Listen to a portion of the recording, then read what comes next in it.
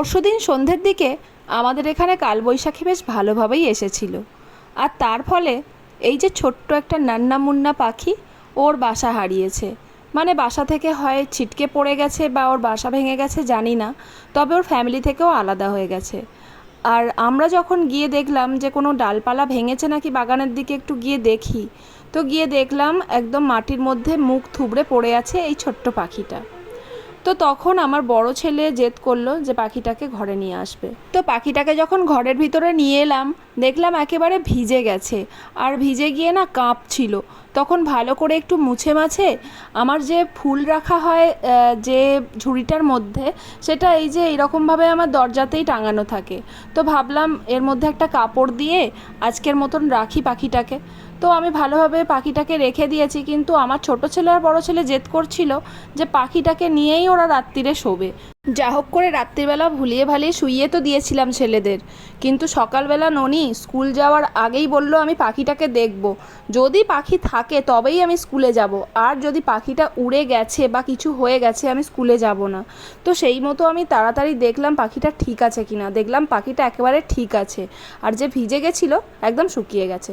তো স্কুল থেকে ফিরে এসে পাখিটাকে একটু ভালোভাবে যত্ন নিলাম, আর ভাবলাম ওকে তো কিছু খাওয়ানো হয়নি রাত্রিরে, এই ভেবেই খাওয়াইনি যে নিশ্চয়ই ওর মা সন্ধ্যাবেলা খাইয়ে দাইয়ে তারপরেই বাসায় তুলেছিল।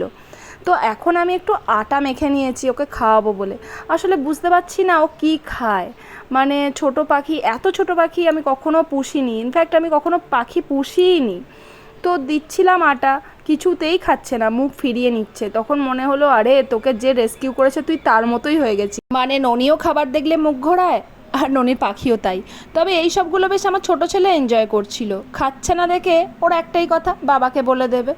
তো যাই হোক, খাচ্ছে না দেখে আমি ভাবলাম না, একবার বাগানের দিকে নিয়ে যাই, যেখান থেকে ওকে পেয়েছি সেখানে নিয়ে গেলে যদি ওর ফ্যামিলির লোকেরা এসে ওকে নিয়ে যায়। তো নিয়ে গেলাম, আর বলতে বলতে যাচ্ছিলাম যে দেখ তুই চিনতে পারছিস, তুই এই জায়গাতে, ঠিক এই জায়গাটাতেই ও মুখ থুবড়ে পড়েছিল। দেখুন এখনও কিন্তু অনেকগুলো ডালপালা ভেঙে পড়ে আছে। এই মুহূর্তে আমার শাশুড়ি বাগানটা পরিষ্কার করছে, অনেক ডালপালা ভেঙেছে। তো আমি নিয়ে এলাম এখানে, তো দেখলাম অনেক কিছুই ক্ষতি টতি হয়েছে গাছ টাছে। আমাদের যেহেতু অনেকগুলো গাছ ছিল এদিকটা, কিছু কিছু ভেঙে পড়েও গেছে। তো পাখিটাকে আবার এনে একটু খোলা জায়গায় রাখলাম, আর বললাম যা উঠতে পারিস যদি উড়ে যা। কিন্তু পাখিটা এতই ছোট যে উড়তে পারে না, মানে একটু একটু ওড়ার চেষ্টা করে কিন্তু ঠিকভাবে উড়তে পারে না। তো এই সেই গাছটা যেই ডালটার মধ্যে এই পাখিটার বাসা ছিল, মানে ওর মায়ের বাসা ছিল। ওরা বাসার মধ্যে ছিল, আমি আশা করছি। ওর মা হয়তো উড়ে গেছে বা কোথায় আছে জানি না। মোটামুটি আমি কাউকে দেখতে পেলাম না, বা ওকে কেউ নিয়ে গেল না, সেই জন্য আমি আবার বাড়িতে ফিরিয়ে নিয়ে এলাম। নিয়ে এসে আমি জল দেওয়ার চেষ্টা করছি, জলও ঠিকঠাকভাবে খাচ্ছে না। আসলে হয়তো আমি খাওয়াতেই পারছি না, হতে পারে হয়তো। আমার যা দেখে শুনে বলল যে যদি ছোলার ছাতু থাকে তাহলে একটু গুলে দাও, খেতে পারে। এর আগে নাকি এরকম আরও দু একটা পাখি পড়েছিল, ওরা একটু রেস্কিউ করে ভালো করে তারপর ছেড়ে দিয়েছিল। তো আমিও একটু ছাতু গুলে নিয়ে এলাম, একটু পাতলা করেই গুলেছি। তো কিছুতেই খাচ্ছে না, আর আমার ছোট ছেলে বেশ ভালোই এনজয় করছে ব্যাপারগুলো। তো খাচ্ছে না দেখে আমি আর কি করব, ওর যে কাপড়টা কালকে আমি দিয়েছিলাম সেটা অনেকটা নোংরা করে ফেলেছে। সেই জন্য আরও একটা ভালো পরিষ্কার কাপড় নিলাম, নিয়ে ওকে ওর মধ্যে দিয়ে দিলাম।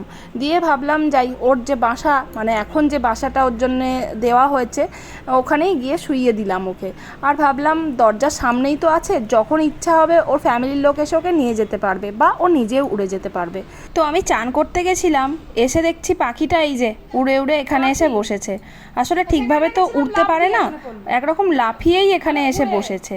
তো আমি পাখিটাকে বারবার রিকোয়েস্ট করছিলাম যে আমার ননি আসার আগে তুই উড়ে যাস না প্লিজ, তাহলে আমাকে না এসে মেরেই ফেলবে। তো যাই হোক, এখন আবার একটু খাওয়ানোর চেষ্টা করছি, আর তার মধ্যেই ননি এসে গেছে। ভাগ্যিস পাখিটা উড়ে যায়নি, এসেই আগে বলছে পাখি কোথায় আমার।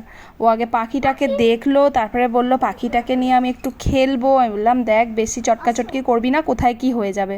বললো না না, আমি নিয়ে একটু বসে বসে খেলবো। তো ও নিয়ে বসে বসে খেলছে, আমি বললাম চল এই সময় আর একটু চেষ্টা করি যদি খায়। তো আবার একটু ছোলার ছাতু নিয়ে খাওয়ানোর চেষ্টা করছিলাম, এবার একটু শক্ত মতোই গুলেছি। তো ননি তো নিয়ে ব্যাস খেলতে আরম্ভ করে দিয়েছে, কখনো নিয়ে বসে আছে, কখনো নিয়ে শুয়ে আছে, ঘুম পাড়াচ্ছে।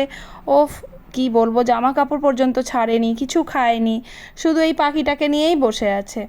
দেখে শুনে আমার শাশুড়ি বলল, আরে তোমরা তো নিয়ে যেন খেলা করছো, একে তো খাওয়াতে হবে জোর করে।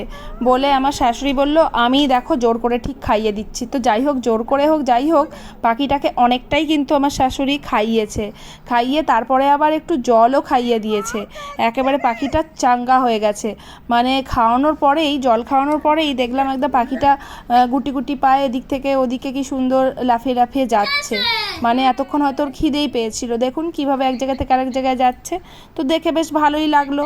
তো এরই মধ্যে 3-4 বার প্রায় খাওয়ানো হয়ে গেছে। খাওয়ানোর পর এই যে এখন ওর টেম্পোরারি বাসায় তুলে দিয়েছি। যদি ওর ফ্যামিলির পাখিরা এসে নিয়ে যায় ওকে, তাহলে ঠিক আছে, না হলেও এখানেই থাকবে, কোনো ব্যাপার নয়। তবে উড়ে যাওয়ার আগে যেন আমার ননি দেখে, না হলে আমাকে তো একদম কী যে করবে তার ঠিক নেই। তো এটা কি পাখি আমি বুঝতে পারছি না। আপনারা যারা ভিডিওটা দেখলেন তারা যদি চিনতে পারেন এটা কি পাখি, তাহলে অবশ্যই আমাকে কমেন্ট করবেন। তো এখানেই আমার ভিডিওটা শেষ করলাম। Bye bye.